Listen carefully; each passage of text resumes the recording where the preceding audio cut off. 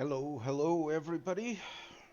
We wish Samadan and his cool, calm, soothing voice was still around, but he is busy today, September 26th, 2021.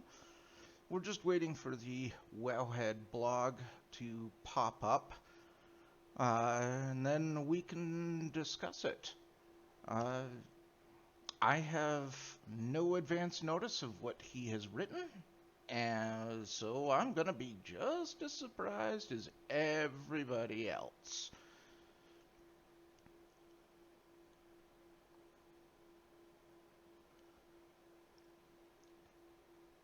For those of you new here, welcome.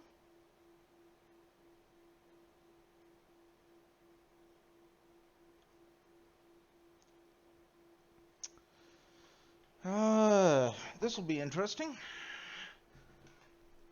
This will be very interesting for a lot of reasons. I mean, sure, because I'm not going to know the contents, but also I haven't streamed in a while and I am very rusty at it. So, expect some technical issues, I guess. I I don't know if we'll have any, but you know, hey, if you haven't done something for a while, you tend to get a little rusty, and things go from there.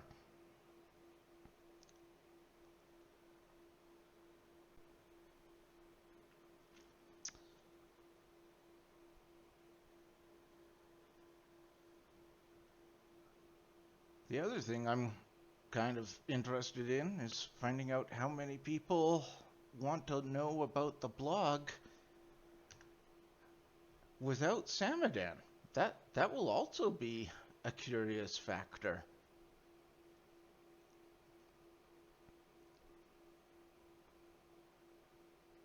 And of course, lots of other news going on in Wowhead and the game in general.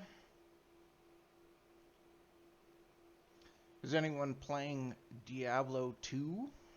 I have not yet bought it. I used to love that game. Uh, I'm thinking about buying it, but if I do, I want to buy it with gold, and I'm not quite there yet because I haven't been playing the game enough to generate vast sums of gold. So Gallywix is still a far richer goblin than myself.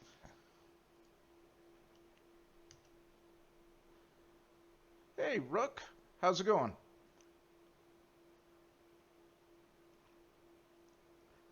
Yeah, that doesn't surprise me. It was one of the reasons why when I dabbled in um, World of Warcraft Classic, I discovered exactly that you can't go home again. It's not the same.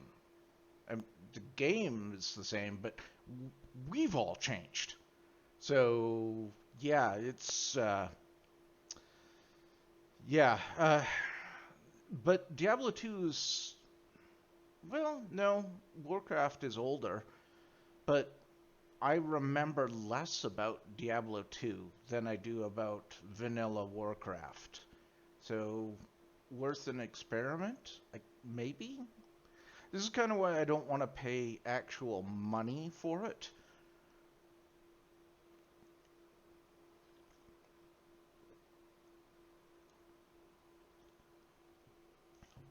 And yes, I'm drinking Coca-Cola instead of coffee. I had coffee earlier.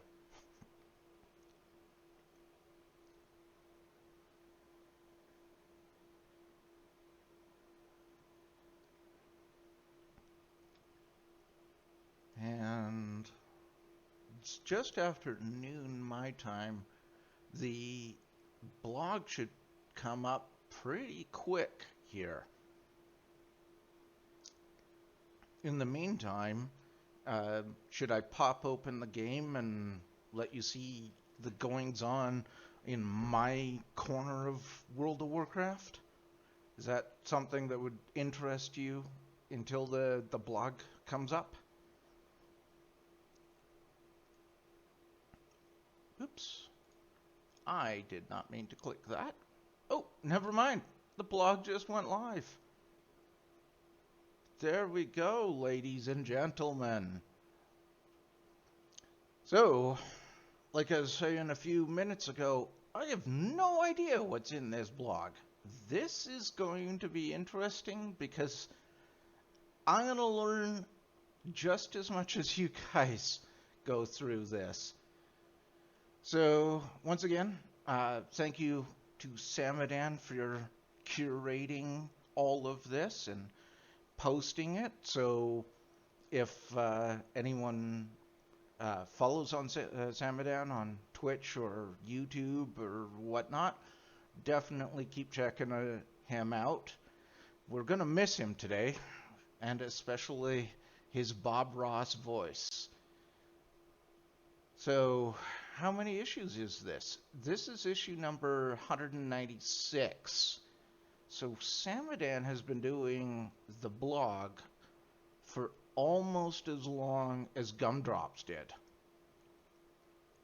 That's crazy. So, I don't remember if Gumdrops did the blog for 99 or an even 100 issues, but at 196, regardless, Samadan's closing in really quick. That's crazy considering it only comes up once a week. So yeah, he's got his links to his YouTube and Twitch. And let's get into it. We've got, where do you start with gold making? It's a perfectly good question, and Ezekiel Chris starts talking about it, that we really do forget where we started.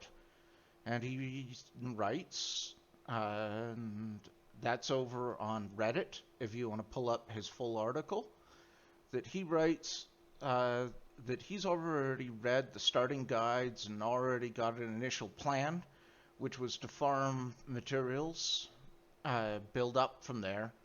But now he has checked his auction house. He's realized that he has no idea how the economy of his realm, which is Frostborn US, he doesn't know how that works. Not to mention that there are a lot of available materials on his server, which kind of makes me think, me being Chris, that mat farming isn't going to bring me that much profit.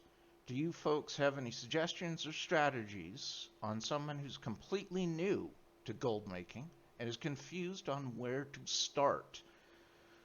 Well, he certainly asked in the right place in the WoW Economy subreddit. So Samadan follows this up by saying, that's the hard part. There are so many options and things to try and items in the game, it can be incredibly overwhelming. And Samadan is right on the money there. Thankfully, the gold making community is on hand to help out fledgling gold makers in the right direction. So Mantheus responded, and of course, most of us know who Mantheus is, and he's a phenomenally successful gold maker. He definitely knows his stuff. You can check him out on Reddit. You can check him out on YouTube. He streams on Twitch. He's in there. So Mantheus is a good person to respond to this, and he says, the easiest way to make gold is by looking at an area of the game that you know well and focus there. If you raid manually, look at raid consumables. How do you buy each week? Chances are others are doing the same. What materials do you need for those consumables? And what is the price of those? Or what are the prices, I guess? Maybe farming some of those materials might be a good start. You can spend time learning markets once you get going, but start with what you already know. And not only does that apply to gold making, that generally applies to anything, whether you're writing a novel or you're designing a video game or even getting into rocket science. You've got to start with what you know. It's a universal truth. Samadan follows up with, the reasons someone might want to make a bit of gold in the game are many and varied, and is no one solution to fit all. That is also very, very true. The initial plan to start farming mats is a common one and a solid way to build up some capital. Furthering on suggested answers, I'm going to butcher this poor person's name. Kushal Bunny? I think it's Kushal Bunny? If Kushal Bunny's here, please tell me how to phonetically say that. Just gathering and starting learning every mat you farmed and are able to sell is a lesson, just like the ones you managed to sell for a good price. Okay, so I'm going to pause there. Rook in the Twitch chat says that it's easy to forget what Rook had to do back when you can't just buy 1,000 gold in hides in the auction house to turn into items. Yeah, if you don't have the capital to mass produce, where do you start? Which is kind of the whole point of the question and these answers. You have to start somewhere, and of course, everybody who does start, assuming of course not an alt, but if you're starting brand spanking new, you literally have 0 coppers to your name. So how do you start? If you want to make gold in World of Warcraft, in any version of the game, you start at 0 and you have to build up. So where did I leave off? So Kushal Bunny continues. But you can always check the volume on the Undermine Journal. So he writes just TUJ, which for most of us in the economy, we know that's the Undermining Journal.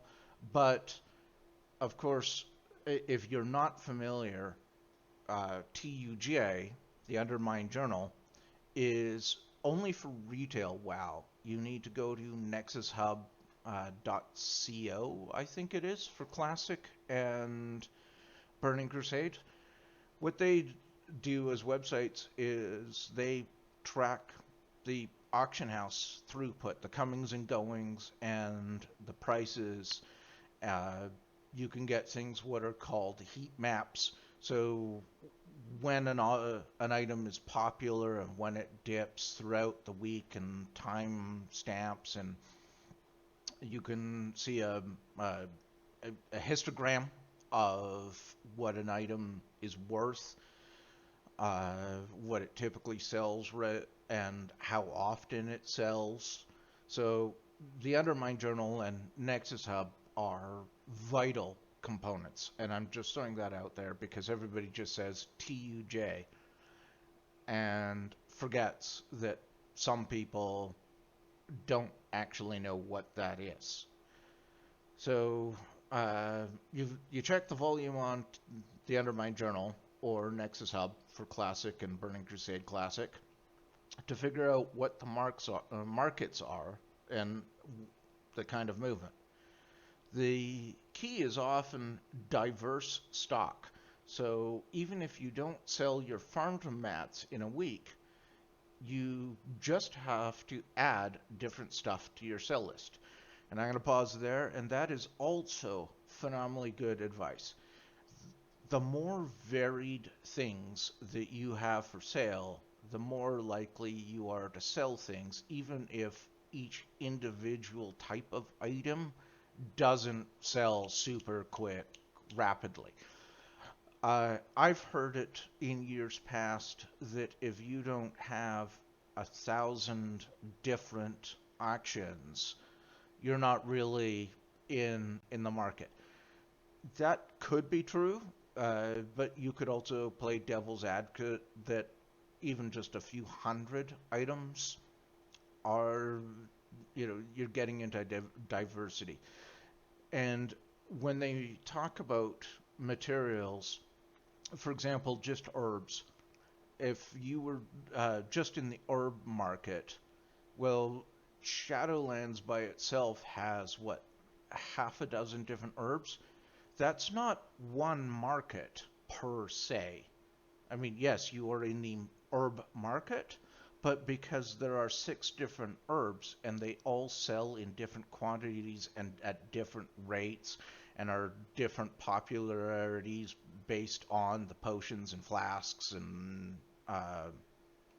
things that come from inscription, that's arguably 6 different markets that you're in.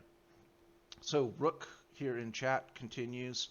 One thing that he's learned is to keep at least 50% of your warehouse in the auction house at about 200% SAB.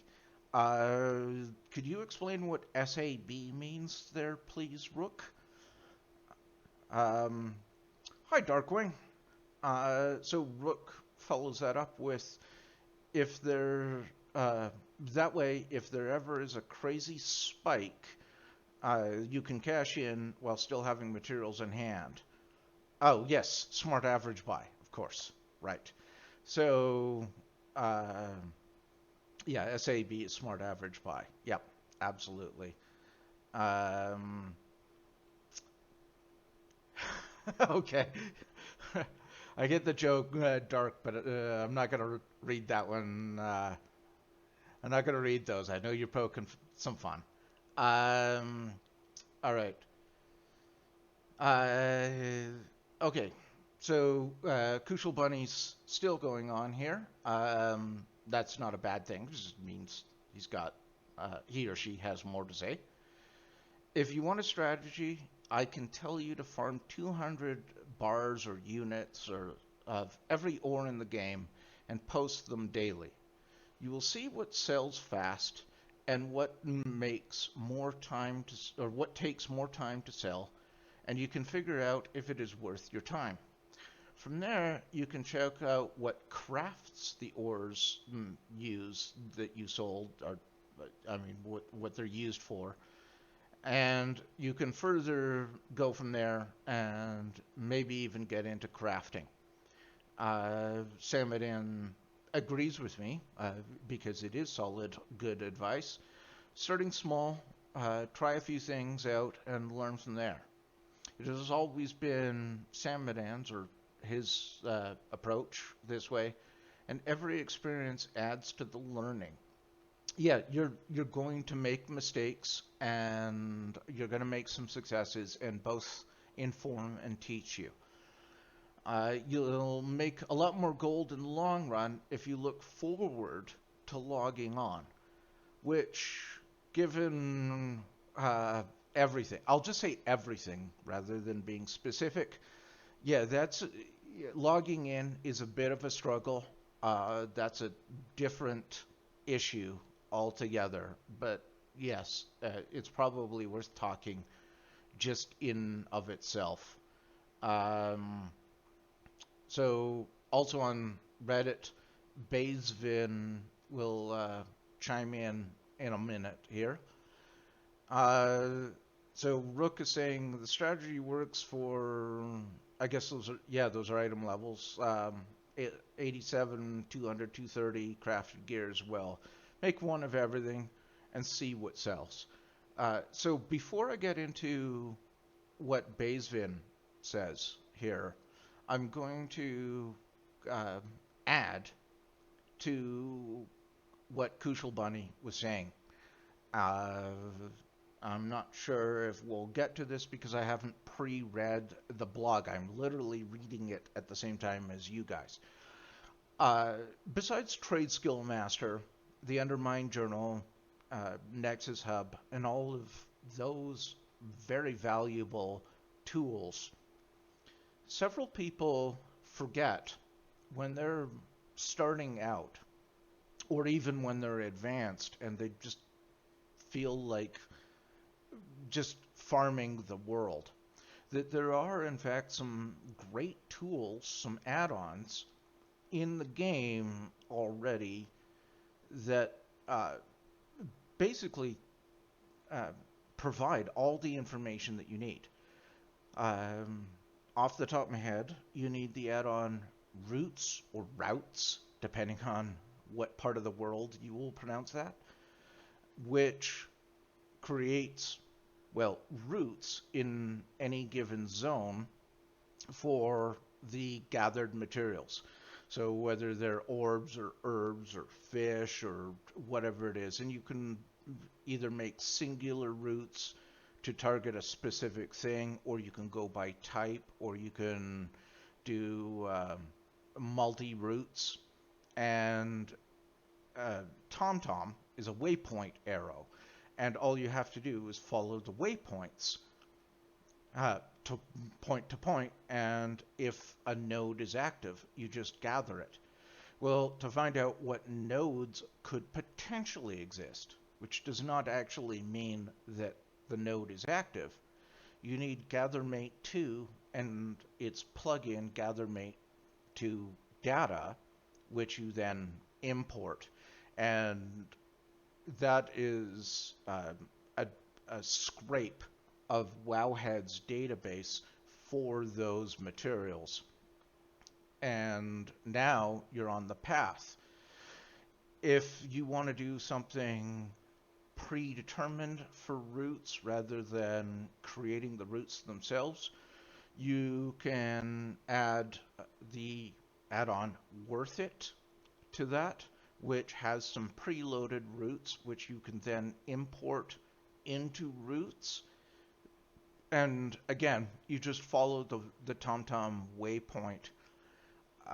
It doesn't guarantee that any particular node is active, just like the regular game, but at least now you know where the routes are and where the nodes are, and you can logically go point to point to point and very rapidly gather up a lot of materials very quickly, which, since we're talking about materials to sell, how do you gather them? Well, this is the best way. Between those add-ons, and you just boom, boom, boom, boom, boom, and in an hour or two, less, if you have less time, you can develop a large stock very, very rapidly. So those are definitely worthwhile. All right, so carrying on, still on the topic, I guess, about, yes, yeah, we're still talking about where to start. So Baysvin, who pops up fairly regularly on Reddit, chimes in and says, do what you enjoy. That's, before I finish reading, yes, if you don't enjoy gathering, if you don't enjoy crafting, if you don't enjoy some part of the gold making process, don't do it. Don't force yourself to do it. You'll burn out. You'll hate it. Definitely only do what you enjoy. And that also includes farming dungeons and raids and everything like that. Do what you like. Really. That's stellar advice. Thanks there, Baysvin. If you don't enjoy what you're doing, you won't do it. Making gold is a long-term thing. I see that you've watched or read some starting guides, so try things out. If something is fun for you, you'll continue doing it, and in the long term, you'll make gold. For instance, I hate farming mats. There you go. But I tried doing it for a while, and I realized I hate doing it. So I moved on to other things and finally found what I enjoyed doing.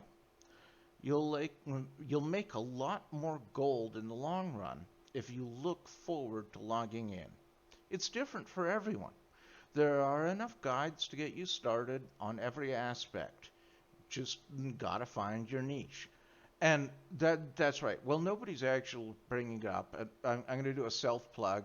For those of you who are aware, I so far have done 5 articles on how to make crafting profitable and a couple of divergent side articles. But if crafting's not your thing, if that's not your cup of tea, I could write another 200 articles and it wouldn't matter to you. If gathering's not your thing, again, we can suggest these add-ons, but there's no point you getting them if you don't enjoy it. It's like Loot Appraiser is great if you're doing dungeons and raids to find out how much gold per hour you're doing in that content.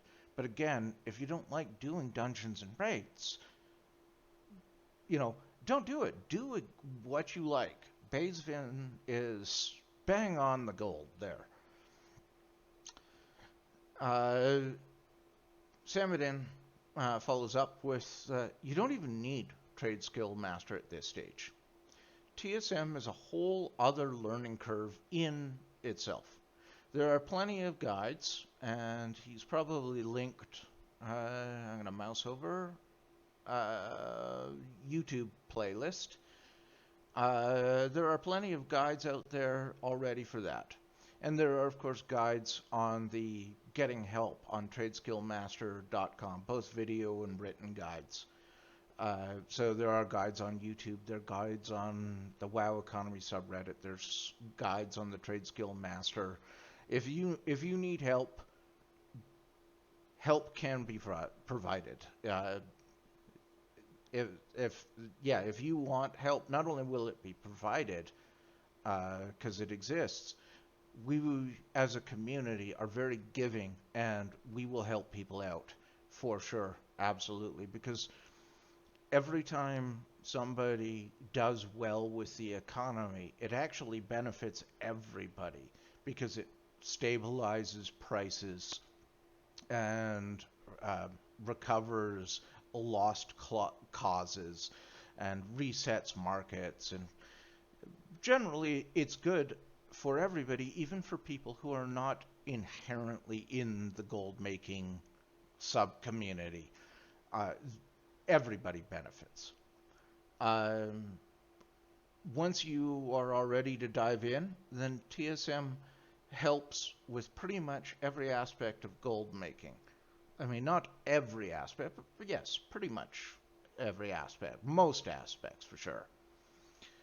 The key bonus is getting more information on market prices to help with learning and making decisions. And I've seen on the WoW Economy Discord, Gumdrops has said that TSM, or Trade Skill Master, is a tool to help you make gold. It helps with your strategy, but TSM is not the strategy. It's not even a strategy. It's a tool to help you with your strategy. So, all right. So back here, Rook in chat. The more people farm by doing something generative, or say content or covenant callings, the more gold there is to be spent on items. Yes, and the more gold that's generated, yes, that does cause inflation, but inflation in a player economy is good because it drives prices up. And the more gold you have to spend on materials, the more things that you can craft with. And it goes back to this whole idea that everything is symbiotic and cyclical. So the people who farm materials sell their materials to people who make crafted items, who sell those for a profit that everybody then consumes when they go and do content. And then once those consumables are used up, then you have to buy more materials, which means the farmers are still in business, which means the crafters are still in business, etc. And everybody benefits. It's symbiotic and it's cyclical. And if gold was not being put into um, the Warcraft economy, either as quest rewards or selling gray items or unwanted items or mission tables or whatever way that gold is generated, uh, then that would dry up, and then you run into the case of bad inflation where prices skyrocket because there's no supply. Darkwing adds to this, and if people's TSM is broken, they can get help from other TSM users to fix, even when they are helping their own competition. That's amazing in this community. Um, yes, yes, yes. I've got nothing. I've got nothing to say other than yes. That is so true. Um, Back in the blog, Wonder Beer 456 also has some great advice, split into stages of gold making. Before I get to that, back in chat, Rook says, honestly, I've been part of dozens and dozens of communities online, and nothing has come close to how friendly and helpful this economy is. I hope so. I really hope, not just for you, Rook, but for everybody. I hope everybody, feels it and goes, yeah, I like being in this economy, in this community. Um, I sincerely mean that. I hope everybody is benefiting and they're getting something out of it. I really hope that's true. So Wonder Beer 456 says, in the early game, double gatherer and or fishing and or skinning mission tables for retail, daily and weekly gold quest. So double gathering, what he or she is talking about is the professions that each character can learn. Whether that's enchanting, which now you're dependent on finding and gear that you want to disenchant, but there's also skinning, mining, herbalism. Pick two of those. That's the double gathering that he's talking about. And again, just like what I was saying earlier about the TOGA and Nexus Hub, I'm explaining that because there might be people here who don't understand these terms. For the rest of us, I apologize for providing information you already know, but I feel more comfortable saying something long term. So Wonderbeer goes on to say, if you are starved to gold now, get herbalism and mining, and go farm the most recent materials of this patch. Go on YouTube and search for X item farm and filter by last month. You know what? I have never searched for that on YouTube, and if it works, that is a strategy I was not aware of, and thank you, Wonderbeer 456, for mentioning that. That's where I was talking about Worth It, TomTom, GatherMate, Roots, those kind of thing, those add-ons that help with that. But if you're not an add-on person, maybe those YouTube searches would work out great. And for all the years that I've been doing this, I can honestly say I have never done a YouTube search for that. And if it comes up, nice, very nice. In the Twitch chat, Rook adds, as we mentioned about our community and how we work, I don't think any of us would mind detailed explaining. Yeah, um, I, I'm going to. You're right. I'm just going to say it a different way. Um, More information is always good. I yes, you can never be without enough information.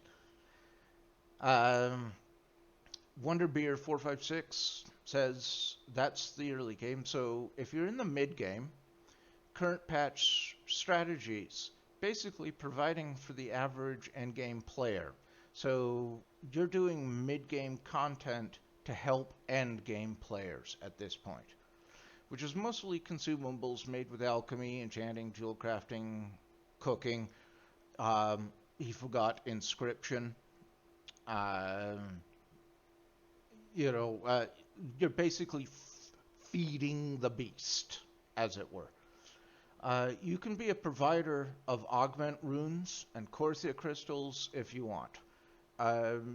As we all know, those are coming down in prices, but that doesn't mean at any stretch that they are not worth selling. If you don't need them, don't use them, then absolutely sell them because it's just gold in your pocket. Uh, you're still in the mid game at this point. Now you can try Mythic Raid BOE, so bind on equip farming. Obviously, he's talking about older expansions at that point because you're not farming the current Mythic Raid. 2x4 groups. So 2x4 groups are raids with 8 people. Each group uh, is made up of 4 players in each party. Um, and you can go accomplish a lot of farming because things get killed very, very rapidly in 2x4 groups. In which case, if you're a skinner, you can skin probably faster than you can actually kill. You can loot. If the mobs are around nodes like herbs and ores, then they're cleared out without you taking the several more seconds or longer, a minute or two, depending on your level and your gear, to clear those nodes out.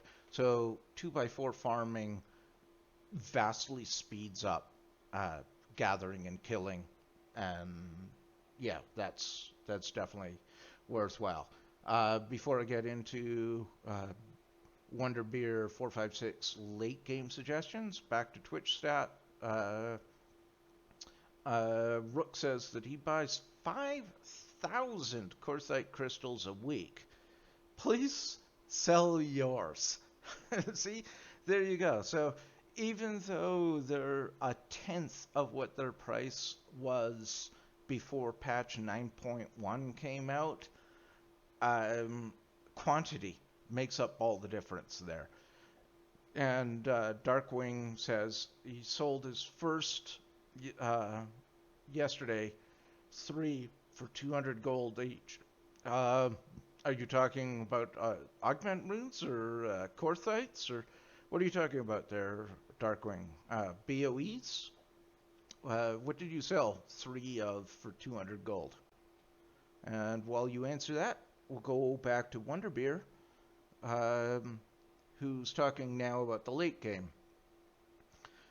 At this point, you're selling services. So basically, you and your friends are accomplished raiders and a hardcore dungeon, and you can go and do higher dungeons and higher raids with fewer people that you know, in which case you can sell the missing slots to fill a group for gold. Oh, okay, so Darkwing's selling Corthites for 200 gold each. Yep. Yeah, they've definitely come in down in price. That's not even a tenth. That's a fifth or less what they started at. But still, the um, if people like Rook are selling or buying 5,000 of them, 5,000 times 200 gold, yeah, that's what is that? 100,000 gold a week that he's buying. So somebody who's selling is making a lot of gold. And I hope Rook is putting those Korthite crystals to good use. So that's what selling surfaces is. Basically, you're selling empty slots in dungeon or raid groups for gold to help out people that need the gear or the farming. You can now in the late game you can get into flipping items. So that's a market term, basically. Uh, Buy low, sell high. That's flipping. Um, Rook is saying most of them. Some Korthite is being thrown into the traveling or the leveling rank 2 legendaries bonfire, which is gold at a loss. Yeah, that's true. But of course, then you can get into ranks 3, 4, 5, and 6. But yeah, you have to do the bonfire, unfortunately, before that because people aren't buying the lower ranks, but you need to craft the lower ranks to get to the higher ranks. Yeah. So that's flipping items for clarity. So that's buy low, sell high. Engaging in auction house PvP. That's a semi-humorous term, basically referring to cancel scanning, which is something that Trade Skill Master excels at, where in Classic and Burning Crusade, if you're undercut by price, you want to cancel your auctions and relist them for the new lower price, and so you are now the new undercut. For retail, yes, there is price, but the typical system is price match, but now your auction is newer, so you are undercutting by time. Essentially, your auction house is fresher. And that's what he means by auction house PvP, because if you're doing it, other people are doing it too. And you get into established markets. Surfaces in today's terms basically means joining a boosting community such as Huacan. I'm sorry. I know I said that wrong. Huacan and carrying people through raids and Mythic Plus in exchange for in-game gold. So turns out I didn't need to explain it. He is in fact explaining it here. Some people have done very creative things, such as profession leveling kits, pet achievement kits, and other types of services. You're welcome to try those too. Um, this is why I didn't get to pre-read this article, and I didn't get to uh, uh, uh, well, I guess pre-read it. So sorry for the duplication. It's just something we got to put up with because I didn't write this. Flipping is either one of these three things: buy low, sell normal, buy normal, sell high, or buy low, sell high. Buy normal or sell high, or buy low, sell high. Every item in the game can be flipped. Well, not every item. Every item that can be sold in the auction house can be flipped, to be clarified. If an item is soul-bound or bind on pickup, it cannot be flipped. But hopefully people know that. This activity takes immense amount of knowledge and immense capital while also being very high risk. That's true, and that's why it's being suggested that it's the late game stuff. So, how much gold do you need to get into flipping? Eh, there's no easy answer to that. It depends on your market, your server, whether you're high population, low population, medium population. There are so many different factors there that saying, hey, you need a minimum of this much gold. Hard to say. Uh, roughly, very roughly, even though I've just said that, at least 100 to 150,000 gold on retail. Um, on Classic or Burning Crusade, I would say probably 500 gold to 1,000 um, gold, somewhere in there. You need far less gold in those two versions of the game. Um, Rook is saying, speaking of carries, need to get going. Thanks for the company. You're welcome, Rook. Thanks for stopping by. I hope you enjoyed my hack job so far with the WoW economy. Um, all right. Going back to Wonderbeer, he's finishing up, or she's finishing up with stabilized markets are things with long grinds and constant demand throughout the years, to a point that they persist through multiple expansions in a row being profitable. Some examples are the Panther mounts from Jewel Crafting, Vial of the Sands, Alchemy, Glyphs, Inscription, farming pets, farming transmog, farming transmog that's crafted. None of these will make you rich in a month, but each will give you a somewhat constant flow of gold in your bags.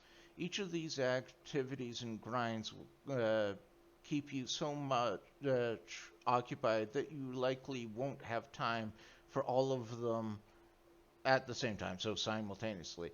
Pick one you can be safe knowing you're progressing towards something big. And that goes back to the discussion earlier on regarding diversity.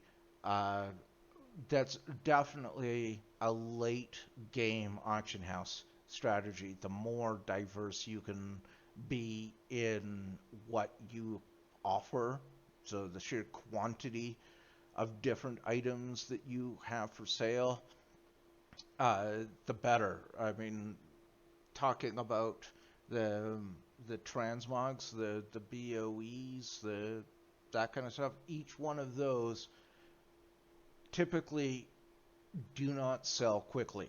They are a very slow sale rate.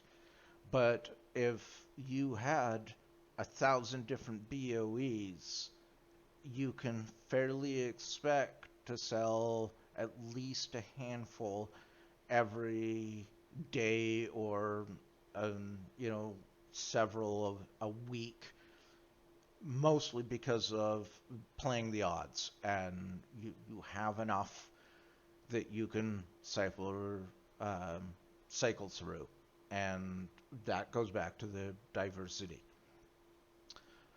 All right, finishing up on that a little bit there, Samadan wraps up and says, all in all, that's some great advice there for any aspiring gold maker, and proof that the community here is very welcoming, whatever your level's at. And that's what we were talking about here in Twitch chat as well.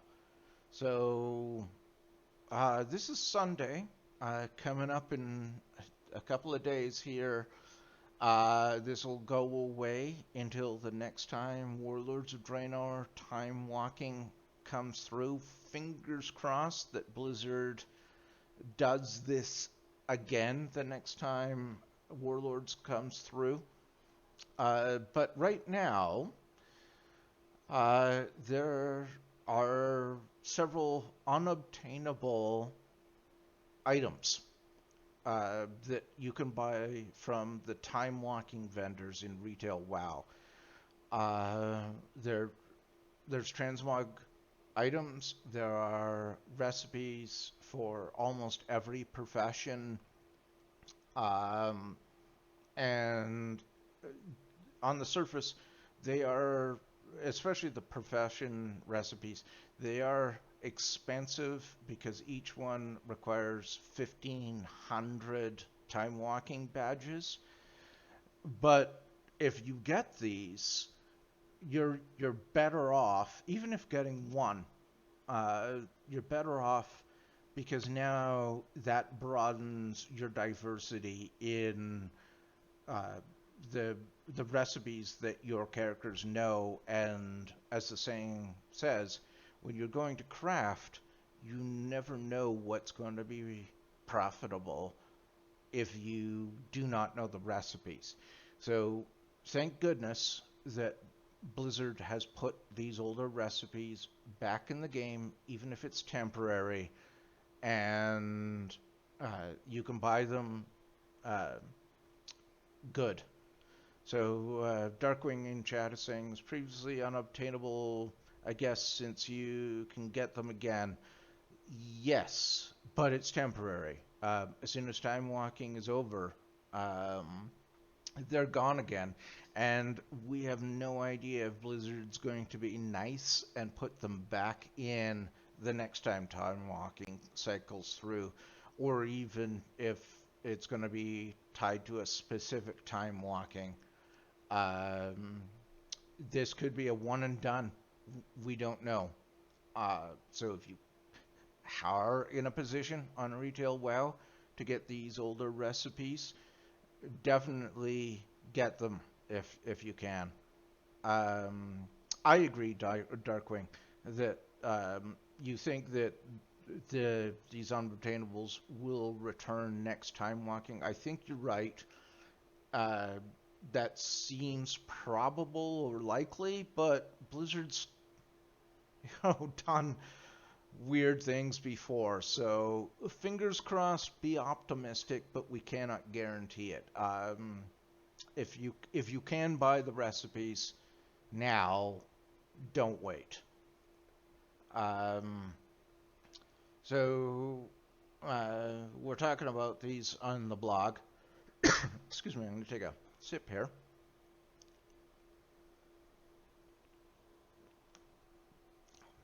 Yeah, Darkwing, you're right. If they don't do it again, if Blizzard doesn't put these back in next time walking, there's going to be lots and lots of angry players. But that's never stopped Blizzard before. Um, well, now that the time has passed, and there is no sign yet of them getting re-implemented over on um, Reddit, Ranadin asks how to price them. For the people who are actually making sales from the Draenor stage 2 to 3 weapons and weapons and armor that are now unobtainable in Shadowlands, I'm just wondering how much people are able to sell them for. I crafted a few armor and weapons back before Shadowlands, and now that TSM can handle the different versions, I'm wondering how much I should be pricing them for. I see them going for anywhere between 150,000 to 750,000 gold.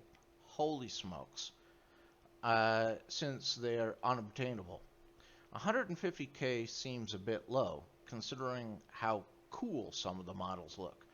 But 750k also seems a bit steep. Just wondering for people actually making sales and how much you're able to get for these items. Thanks for any input. Edit. I'm on a full pop North America server, by the way.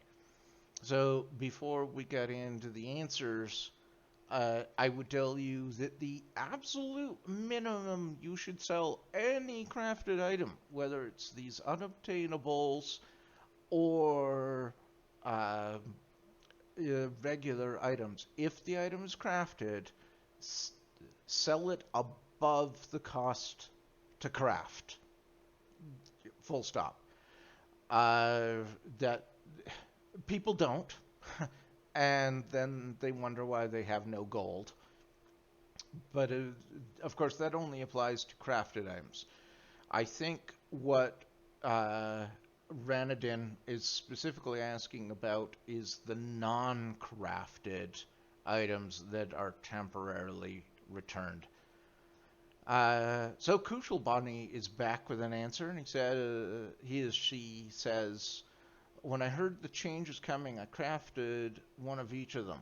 So I guess these are crafted.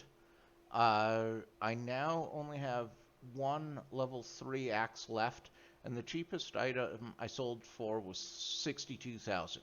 Now, keeping in mind, realm to realm to realm, the prices will all be different. I wish I had crafted more of them, as I even saw people ask for it on trade chat uh, after I had already sold most of my stock. Uh, he or she plays on EU high population realm. I, I think the most expensive one was about 170,000, but I think most of them sold for less than 100,000 gold. When I get home, I can check because the TSM data for that, depending on how long they stay unobtainable, I might regret a little bit more on. So it turns out these are crafted. You definitely want to sell above the crafted cost. The problem is if you look at the uh, tooltip of the exact item here, TSM crafting is saying that the crafting cost is a mere 210 gold. Um, you, uh, Considering these are temporary items, I mean, granted, anybody that learns the recipes now knows the recipes.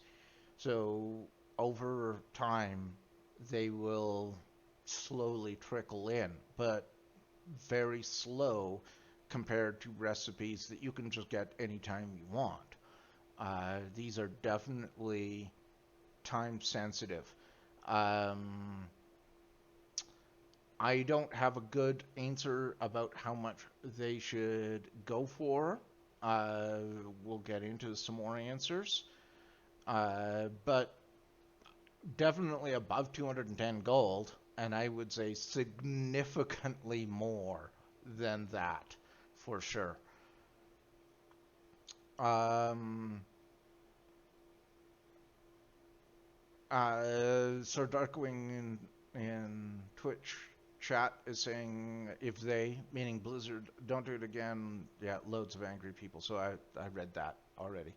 Um, Monterey Jack adds that um, Jack has sold 3 of them for 700,000 gold. I presume that's each, Jack. If you're here, I'd love to know. If not, and that's combined, that's still good gold. They sell if you find a buyer. Not to put a fine point on it, but everything sells if you find a buyer. Um, but without the uh, facetious bent, uh, I understand what he means. That just because these are crafted doesn't mean they're going to sell.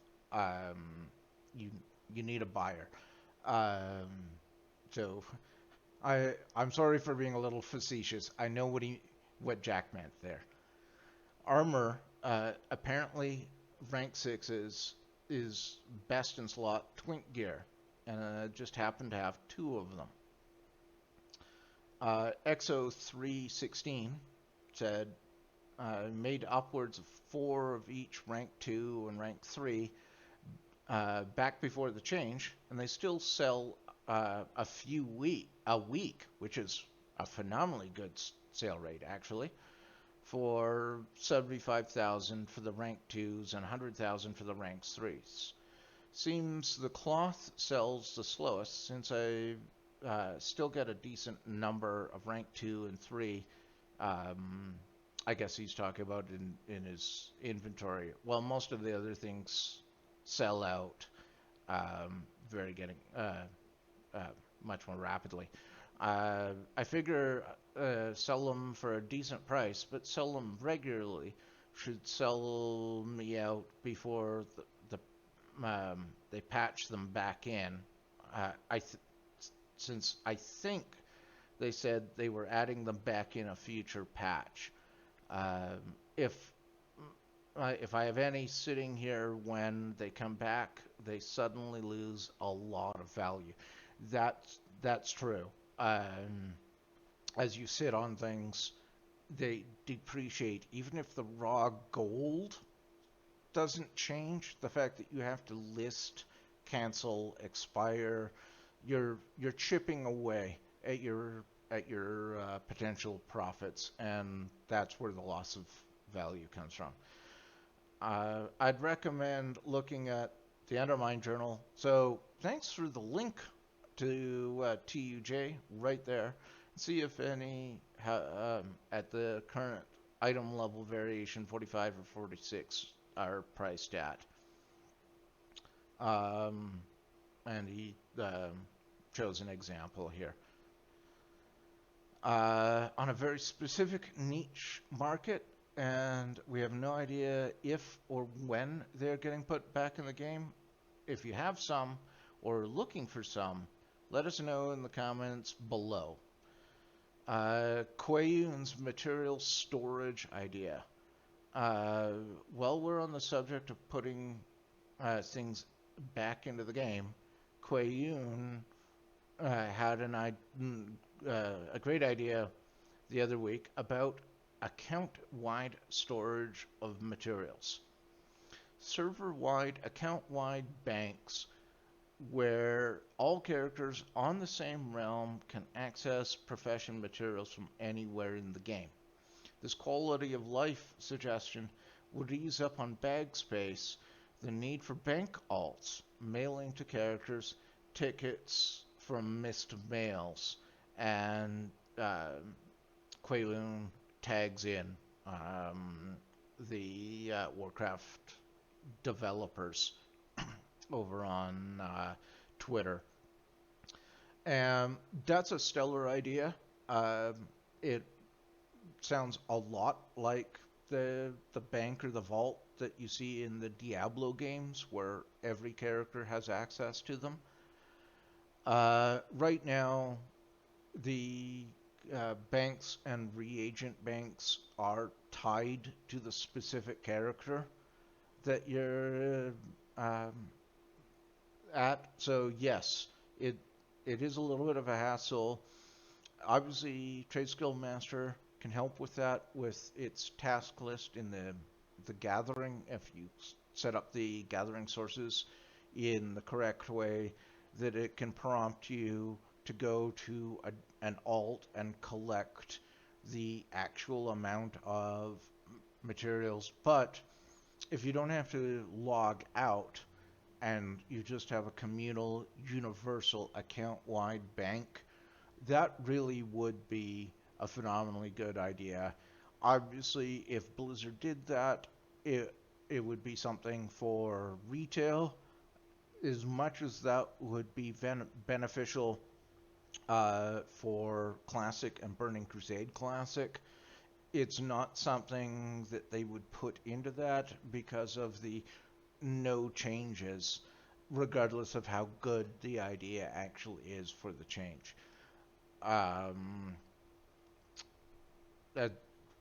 Side note, it's one of the pet peeves I have about Classic and Burning Crusade Classic, that in order to have the spirit of the original versions of the game, you can't have quality of life improvements, even if they are not game-breaking in any way, shape, or form. And this suggestion is not game-breaking at all. All right. So what do you guys think? Here in chat, how would you think about account bound. And Qyune even has done this mock-up image of it that kind of what it would look like. Darkwing says they won't. Oh, I thought you started writing something and then it got removed, maybe. Samadan says this is a fantastic idea and would be a great help to those with many characters and many professions. Perhaps the void storage could be repurposed for something like this. Now, void storage is, I think, account wide, but it's not easily accessible, both because of its locations, but also because it doesn't, even though it's a storage, it's not strictly a bank. So you can't quickly and easily remove items and materials that you would need for crafting or whatnot. And even though I personally have had void storage for as long as it's been around, I honestly do not remember the last time I even visited it. I don't even remember if I have anything in it. It really is, at least to me, utterly useless in its current form. And I like that Samadan is saying that it could be repurposed for that. It would be yeah. That's not just a quality of life. That is game changing. Without actually changing the spirit of the game. Uh, that would make things so much better and so much easier. Easy material flipping is the next target or topic, and Manthius, our good friend Manthius, is back again with a video talking about one of the easier ways to learn and make gold is that of low-level material flipping. Now, I have not watched this video because, like you guys, I have not had access to the blog prior, so I'm going to have to watch Manthia's video after we're done with this. But all of his videos so far have been really, really good stuff. I don't know how long this particular video is, but the simple fact that it is in video format means that it probably could not be easily written and not turn into a novel. So, yeah, that'll be something to be checking out. A great way to get into gold making, especially when starting out on a new server, very much in a similar vein to Samadan's Let's Play North America series, which are a phenomenally good series. Even if you are a seasoned hand at making gold, he has pointed out some tips, some tricks, some ideas that I was completely unaware were possible in TSM, or things that I didn't even think about. Again, going back to just how good this community is, because everybody comes up with something, and videos are yet another great resource. Samadan's wrapping up here. Further reading. Most of this information was discussed and originally on the WoW Economy subreddit or in the accompanying Discord server. And he provides the links to both. You can also catch me streaming on Twitch every Sunday. Well, sadly not today. Sorry, Samadan. From around 7 p.m. GMT UK time, which is about 2 p.m. Eastern Standard Time for the WoW Academy weekly wrap up on wowhead.com. Samadan did not ask me to do this. He just said on his Discord that he was not going to be available this week. I thought I would take over, or at least fill in for him. Um, I I just saw kind of a gap. Maybe I'll stream a little bit more often. I don't know yet. My plates, and I have lots of plates, are all full. I will try, but at least for today, uh, it's been my pleasure to go through this, even if it's been a little awkward because I didn't get to know about the contents ahead of time. Uh, Definitely check out Samadan on Twitter, Twitch, YouTube. Um, he's also in the WoW economy, but subreddit. He doesn't post there very often, but every now and then he pops up. And obviously check out Mantheus as well. I have some content on my own things, and I will link them here. I did at the top of the page at the beginning of the stream, but haven't since. Again, showing that I am rusty at streaming.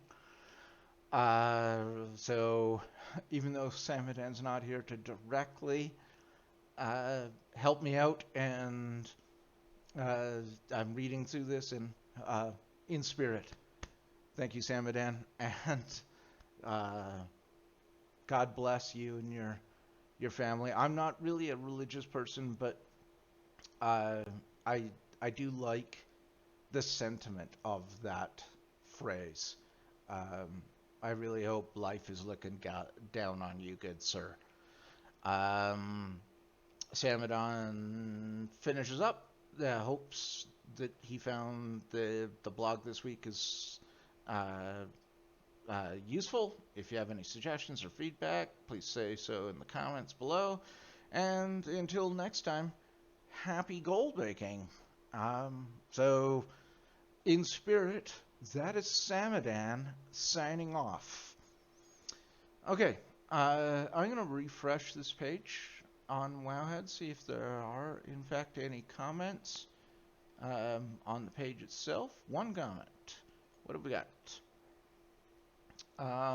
So Sartorius says that highly doubt about the account storage, and I'm one that agrees that there should be one because they invested already in bags. Maybe make that storage tab like the bank one, where you have slots to place bags of your choice. That way it would still make use of crafted bags, i.e. the economy flows. Yeah, I could see that, where unlike the void storage, where if I recall, you can't put more bags into it to increase the amount of storage. So Sartorius is onto something there, where treat it like the existing inventory or the bank, where you could increase the storage with bags, which are of course crafted and thus help the whole economy, at least tailoring and whatnot, that makes bags. But it's not only about items. Look at currencies. I agree it might not be clever to make all of them bind on account, and even some bind on pickup items like Expulsum is one of those things these systems should be looked through. And also on this one character mindset that still lingers in most Blizzard people. WoW is such a massive game, especially now and in the future, that playing only a few characters, I presume, isn't enough. They should review even the time we play with each character. I agree. Whether you are playing one character or one character and an alt, or you field an entire army of alts, Blizzard definitely needs to rethink how they do things because players don't do things the way the developers do things. And Blizzard has all this information. They've got the metrics, they've got the data, they know all this. Why they haven't changed throughout the years is one of those eternal questions, for sure. But that is the Wowhead economy wrap up for September 26th, 2021. Anybody here in chat have anything further or want to chime in, or with any thoughts, feelings, either about the economy or the stream itself? And if you've got something, let me know. Otherwise, I am probably going to take a brief pause. I might actually stream again after a brief break, and I'll, of course, stream the game when I come back. I have a lot of things to be doing in the game, and some of them actually involve alts.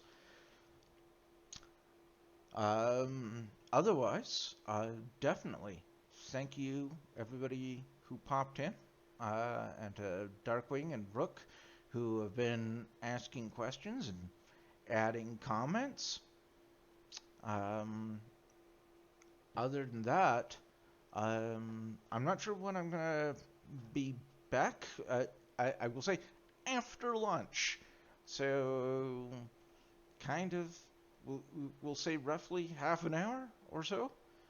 I know Samadan streams for a solid 3 hours, and I've barely done, well, I'm closing into half of that, but Samadan has some luxuries that I don't, mostly because, at least for him, this whole stream would start in the evening rather than in around noon, which is my time. So